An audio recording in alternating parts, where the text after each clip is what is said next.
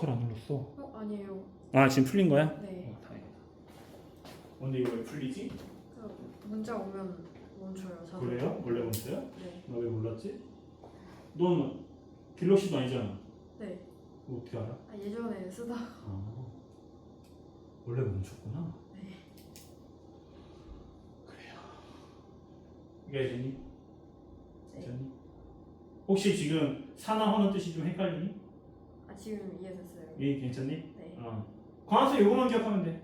그래서 옆에 거 심지어 몰라도 돼. 뭐만 기억하면 돼. 네. 요것만. 그렇지? 누가 환원되고 누가 산화된다.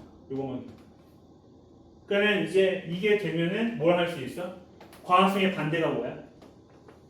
세포. 그렇지. 세포호흡이지. 그러면 세포호흡도 똑같이 산화와 환원으로 설명할 수 있겠지. 네. 이 경우는 포도당이 산소랑 반응해서 이산화탄소와 물을 만드는 반응인데 그럼 여기서 이제 누가 산화하는 거야? 아까 그거. 그렇지. 부담.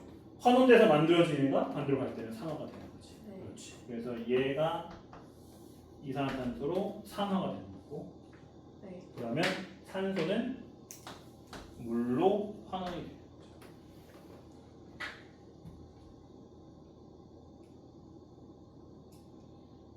그렇죠. 네. 그러면은 반응물이 포도당이니까 포도당이 산화되는 거예요. 그렇죠. 포도당이 산화. 그럼 밑에 있는 반응이 산화. 산화물이 이산화탄소예요. 그렇죠. 이산화탄소가 산화. 아, 좋아요. 물론 선생님 물도 산소가 붙어있으니까 산화물 아니니까 맞습니다. 네. 얘도 산화물은 맞아요. 그죠? 그래서 누가 산화물이다라는 표현은 별로 잘 쓰지 않습니다. 왜냐면 그렇게 하면 헷갈리니까. 그죠? 그래서 산화물이라는 표현보다는 누가 산화됐다, 누가 환원됐다 라는 표현만 기억해 주면 돼요. 애초에 그런 헷갈리는 문제들은 학교에서 안 내기 때문에 몰라도 괜찮다. 이해되죠? 자, 과학수 요것만 기억하면 돼요. 자, 우리가 좀 더 구체적으로 가야 될 것은 밑에 있는 철의 재료인데 사실 철의 재료도 중요하긴 하지만 그렇다고 해서 막 뭔가 아주 깊게 기억해야 될 건 아니다. 뭐만 기억하면 된다? 반응식만 기억하면 된다. 다만 철의 재료는 두 가지 반응이 연달아서 일어나기 때문에 두 가지 반응을 같이 기억하고 있어야 되는데 첫 번째는 의외로 탄소와의 반응이죠. 자, 철의 재료를 할 때 우리가 철광석만 넣는 게 아니라 이 탄소 덩어리를 같이 넣어준다. 이 탄소 덩어리를 우리가 뭐라 부른다? 코크스라고 부른다. 이 탄소를 넣으면 안에 용광로가 워낙 뜨겁고 공기도 적고 하다 보니까 얘가 산소랑 충분하게 반응하지 못하고 뭘 만들어버려? 바로 일산화탄소를 만들어버려. 자, 일산화탄소는 뭐가 되고 싶어 하기 때문에 이산화탄소가 되고 싶어 하기 때문에 바로 자, 산화철과 반응을 해서 뭘 뺏어오는 거예요? 이렇게 산소를 뺏어오는 거죠. 자, 그래서 여기 나와 있는 밑에 반응, 밑에 있는 얘가 이제 정식 명칭은 산화철 3인데 이 산화철 3가 결국은 뭐다? 우리가 일상생활에서 볼 수 있는 얘가 바로 철 광석인 거지. 그치? 우린 여기서 뭘 얻고 싶은 거야? 순수한 철을 얻고 싶은 거지. 그러면 그 순수한 철을 얻는 과정에서 어떤 일이 일어나? 그렇지. 환원이 일어나죠. 결국 철의 재련이야. 무슨 반응을 얘기하는 것이다? 그렇지. 철광석을 환원시켜서 순수한 철로 만드는 거죠. 라고 얘기할 수 있다는 거죠. 네. 자, 이렇게 우리가 정리할 수 있습니다. 자, 그럼 이제 여기에서 우리가 좀 중요하게 봐야 될 추가적인 포인트는 뭐가 있느냐? 일단 반응식이 두 개니까 당연히 이 반응식을 둘 다 정리를 좀 하고 있어야 됩니다. 그래서 위에 있는 반응도 역시 어때요? 코크스가 산소랑 반응하니까 결국 얘도 산화환원이지. 그래서 이 반응식에서 자, 누가 산화하는 물질이고 누가 환원하는 물질인지 구분을 해주는 게 먼저 중요하겠죠. 이게 첫 번째입니다. 두 번째는 밑에 있는 두 번째 반응식의 변형 얘기인데 방금 내가 얘기한 이 Fe2O3가 일반적인 산화철이에요. 이 철이라는 좀 골 때리는 게 이 산화철이 얘만 존재하진 않아. 이 산화철 형태가 뭐의 형태로도 존재할 수 있냐면 이렇게도 써질 수 있고요. 이렇게도 써질 수 있어요. 그러면 갖고 있는 산소의 개수에 따라서 어떻게 되겠어? 반응식이 달라지겠죠, 그죠? 그래서 드물지만 산화철의 형태를 바꿔가지고 반응식의 형태를 바꾸는 문제들이 아주 가끔씩 등장을 해요. 아마 병정고는 이거만 배울 거야. 그래서 내가 파란색으로 쓴 거야. 아마 가능성이 낮기 때문에. 하지만 설령 다른 애로 바뀌어 써진다고 해도 그냥 뭐만 해주면 돼. 산소 개수에 맞춰서 요 일산화탄소 개수만 조정해주면 돼. 그래서 Fe3O4가 나왔다. 그러면 이 일산화탄소를 4개 붙여주면 되는 거지. 이렇게 해가지고 3Fe2랑 4CO2 이렇게 써주면 돼. 그래서 당황하지 말고, 혹시 다르게 써져 있다고 해서 당황하지 말고 그에 맞춰서 반응식의 개수들을 조정해주면 되는 내용이다. 자, 그 다음에 예전에 선행을 할 때 옆에 있는 것도 배웠는지 모르겠는데 옆에 있는 반응식 배웠어요?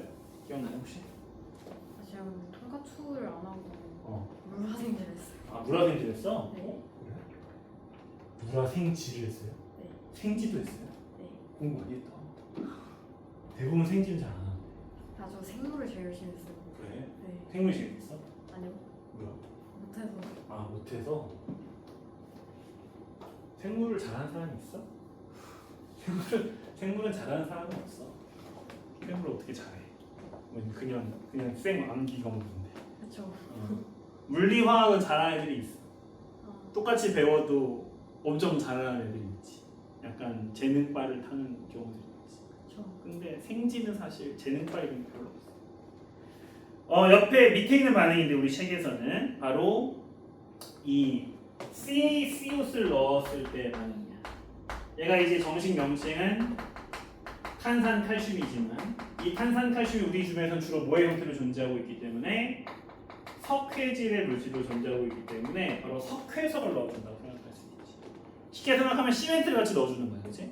얘를 넣어주면 어떤 일이 일어난다? 바로 이 뜨거운 용광로 안에서 이렇게 CaO와 CO2로 분리돼.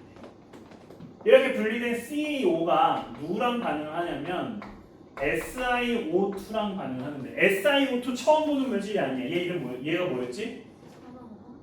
SiO2. SiO2. 본 적이 있어 얘를. Q. 그렇지. 네.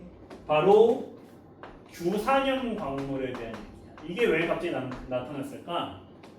철광석 땅에서 캐잖아. 땅에 제일 많은 광물이 뭐야? 얘야 얘, 그지? 그러니까 철광석에 무조건 뭐가 섞여 있을 수밖에 없어. 얘가 섞여 있을 수밖에 없는 거야. 그지? 그러면 철광석을 용광로에 넣었는데 이 용광로 안에 얘가 막 섞여 있을 거 아니야, 그지? 그럼 얘를 어떻게 하고 싶어? 골라내고 싶은 거지. 그때 바로 얘를 이용한다. 그러면 자, 이렇게 골치 아픈 규산염 칼슘이라는 물질이 만들어지게 되고요. 그렇죠? 얘를 이제 뭐라 부른다?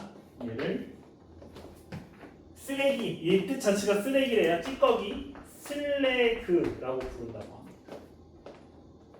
자, 근데 왜 이 반응은 별로 중요하지 않느냐? 제가 이걸 프린트에도 조그맣게 표시해놨죠. 일단 이 두 개의 반응은 언뜻 보면 산소가 계속 눈에 보이니까 산화환원처럼 보이지만 얘는 산화환원이 아닙니다. 산화환원이 아니에요. 그러니까 별로 중요하지 않지 뭐. 하지만 어쨌든 어디서 일어나고 있는 반응이야. 우리 철의 재료를 하는 용광로 안에서 일어나는 반응이지. 그래서 얘를 다루는 책들이 예전 교육과정에 있었어요. 근데 병정고는 사실 다른 쪽이 별로 없어요. 다른 학교들에서는 다루는 경우도 꽤 있었지만. 자, 그래도 어쨌든 용광로에서 일어나는 반응이니까 기억해주면 되고요. 그래서 이제 여기서 핵심은 뭐냐? 이 반응에서 핵심은 바로 여기에서 발생하는 물질들의 특징이에요. 위에는 첫 번째 반응에서 우리는 어디를 봐야 되냐면 이 CO2를 봐야 돼. 이산화탄소. 얘를 왜 봐야 돼? 이 CO2가 어디서도 발생했어? 여기서도 발생했지. 결국 철의 재련 과정에서 굉장히 많이 발생하는 물질 중에 하나가 바로 뭐다? 이산화탄소예요. 그렇죠. 그래서 철의 재련 과정 중에 굉장히 많이 발생한다. 자, 그 다음은 여기 있는 이 CaSiO3 슬래그라는 애. 얘는 용광로에서 무슨 상태로 존재하고 있을까? 얘는 당연히 용광로 뜨거우니까 액체로 존재하고 있는. 위에는 CO2가 기체면 밑에 있는 얘는 액체야. 근데 이 용광로에는 액체가 하나 더 있어. 누구지? 바로 철이죠. 철도 당연히 뜨거운 용광로에 일부러 녹이려고 넣은 거잖아, 그지? 그러니까 이 철도 액체, 이 둘 다 액체 상태로 존재해. 그러면 우리는 제일 마지막에 뭐 해줘야 돼? 이 둘을 당연히 분리해줘야 되겠지. 우리가 얻고 싶은 건 뭐니까? 우린 철만 관심 있는 거잖아. 위엔 슬래그는 이름 자체가 찌꺼기라며. 왜 관심 없는 거거든. 그래서 결국 이 슬래그와 철을 분리하는 과정이 필요합니다. 문제를 낼 때는 주로 요거 가지고 된다.